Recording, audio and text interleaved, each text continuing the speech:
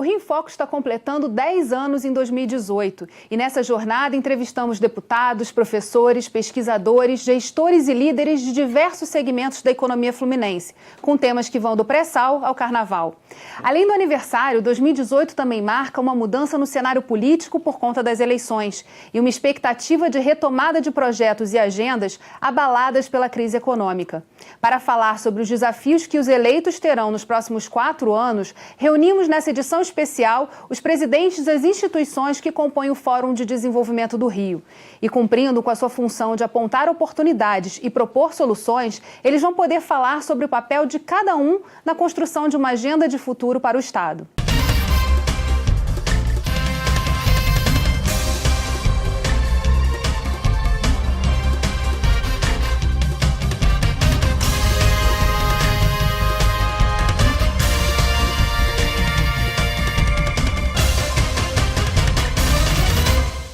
O Rio em Foco recebe o presidente da Federação das Indústrias do Estado do Rio de Janeiro, Firjan, Eduardo Eugênio. A Firjan tem como missão representar a classe empresarial e atuar no fortalecimento de diversos setores da economia. A instituição defende que a indústria do Rio é o principal agente de transformação para o desenvolvimento e a competitividade econômica e sustentável do Estado. Presidente, se o senhor tivesse que eleger uma prioridade para os próximos 4 anos para que o Rio retome o desenvolvimento, qual seria? A sociedade entender que a empresa é o único núcleo de geração de renda. Ela pode ser individual, ela pode ser micro, pode ser pequena, média ou grande. E as pessoas e as lideranças precisam compreender que a única solução para a empregabilidade é através da criação de empresas e fortalecer as empresas. Eu não vejo, em termos nacionais e no Rio, essa preocupação das nossas lideranças. E por quê? Porque a própria opinião pública não tem muita certeza dessa verdade. E eu acho que é importante que se afirme e se divulgue a necessidade da empregabilidade e das pessoas terem renda e satisfação pessoal para o futuro. Em relação à Firjan, como ela pode contribuir para desenvolver e para fazer avançar essa agenda de desenvolvimento? Bom, no fundo, a Firjan, o papel dela é chamar a atenção, pautar a sociedade e seus representantes. Nós temos aqui no Rio, você citou no introito, a questão do pré-sal, que é uma riqueza extraordinária, e essa riqueza não é infindável, ou seja, a época do petróleo vai acabar e petróleo vai continuar debaixo do mar, porque existe toda uma mudança de comportamento das pessoas. E eu acho que todos nós, lideranças empresariais e políticas, temos que trabalhar o máximo possível, destravar o máximo possível para que essa riqueza possa ser retirada da natureza e distribuir para a sociedade. Eu não vejo isso. Eu tenho visto no passado muitas discussões de lideranças políticas com a Petrobras e que eu acho que é uma pena, porque quem está sendo prejudicado é o povo, a população que não tem isso claro em sua cabeça. Durante o período em que o Rio avançou bastante, né, que a gente tinha o petróleo a preços muito altos, a gente via uma necessidade de discutir o Rio além do petróleo. E a gente falhou nesse debate? Não, falhou porque, infelizmente, algumas lideranças políticas preferem o mais fácil do que o mais eficiente. O que se fez no passado? Se gravou o provento advindo do petróleo para pagar gastos correntes, que é a coisa mais ineficiente possível. Se uma empresa gravasse seu faturamento para pagar custos fixos da empresa, claro que ela quebraria. E como quebraria, como o Rio quebrou.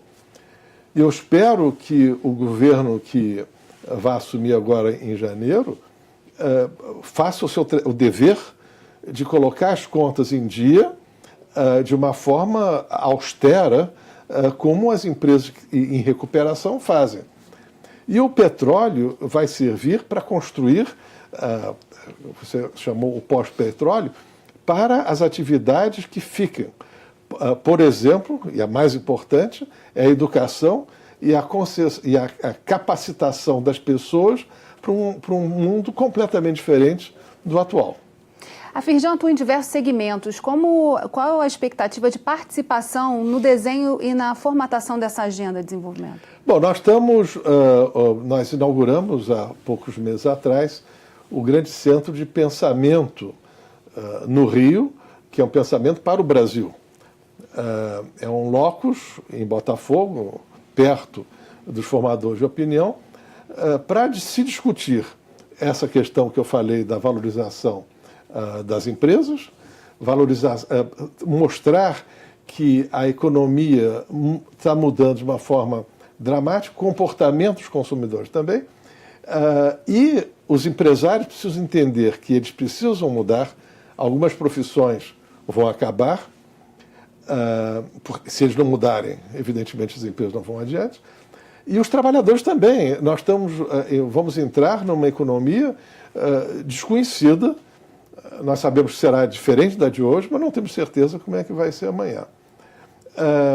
E esse centro, portanto, nós queremos pessoas, não empresários apenas, mas líderes intelectuais da sociedade de todos os ramos, para ajudar o Brasil a um pensamento estratégico de longo prazo. Como, em termos de poder legislativo, né, qual deve ser a agenda? Porque a gente fala muito durante as eleições do que deve fazer o poder executivo, mas o legislativo, a gente vai ter 70 deputados assumindo em 2019 também para contribuir com esse desenvolvimento. O que não pode ficar fora do radar desses deputados? Bom, acho que a representação do povo, que é o Congresso, que é a Câmara ou Congresso a nível nacional, tem duas coisas. Primeiro, é representar bem o eleitor. Depois, tentar ajudar o pensamento do próprio eleitorado. E essa questão da empresa, quando a gente pensa o seguinte, a esmagadora maioria dos empregos vem de empresas pequenas e micro ou média. A esmagadora. Logo, essas empresas precisam ser bem tratadas. A Assembleia precisa deixar essas empresas irem adiante. Quanto menos o poder público interferir na vida das empresas, vai ser melhor para quem? Para os trabalhadores. Evidente. Muitas vezes, talvez a percepção não seja correta, mas nós sentimos muitas vezes que o próprio parlamento não entende direito à vida empresarial. Essa questão dos incentivos fiscais. Nós já mostramos diversas vezes, os municípios que tiveram empresas incentivadas, os municípios cresceram mais que a média no Estado. E existiram, evidentemente, nós sabemos, incentivos que não foram corretos. Não foram, são motivos de crítica, inclusive críticas éticas. Agora, isso não tem nada a ver em relação à estrutura. E essa convenialização, portanto, dos incentivos é uma agenda fundamental para dar certeza às empresas que elas vão adiante. E aí eu falo em algumas empresas maiores, muitas delas o comando não está no Brasil, e os boards dessa empresa precisam ter certeza onde colocou seu dinheiro e o que vai acontecer. Não pode toda hora mudar a regra. Isso é péssimo para o emprego. E isso, evidentemente, machuca a sociedade, a renda, etc. E eu chamaria a atenção da nova Câmara nessa agenda. Em relação ao Fórum de Desenvolvimento, ele foi criado em 2003, a Firjan faz parte desde da sua criação desse espaço na Assembleia Legislativa de relacionamento com as instituições, com a academia, para pensar ações para o desenvolvimento. Qual a importância de ter e manter esse espaço? É fundamental. Agora, é fundamental que os parlamentares queiram efetivamente sair das suas ideias, muitas vezes elas vieram aqui para o parlamento com algumas ideias que não correspondem exatamente à verdade. Então, esse diálogo permanente com a economia real, com a academia, é fundamental para nós construirmos um consenso de levar o Rio de Janeiro adiante. Eu acho muito importante e eu me coloco aqui à disposição para que a FIEJAM continue participando e com entusiasmo nessa organização. Infelizmente, nosso programa chegou ao fim. Obrigada, doutor Eduardo. E obrigada a você, telespectador, que com as suas contribuições ajuda a manter o Rio em Foco conectado com o que acontece no Estado.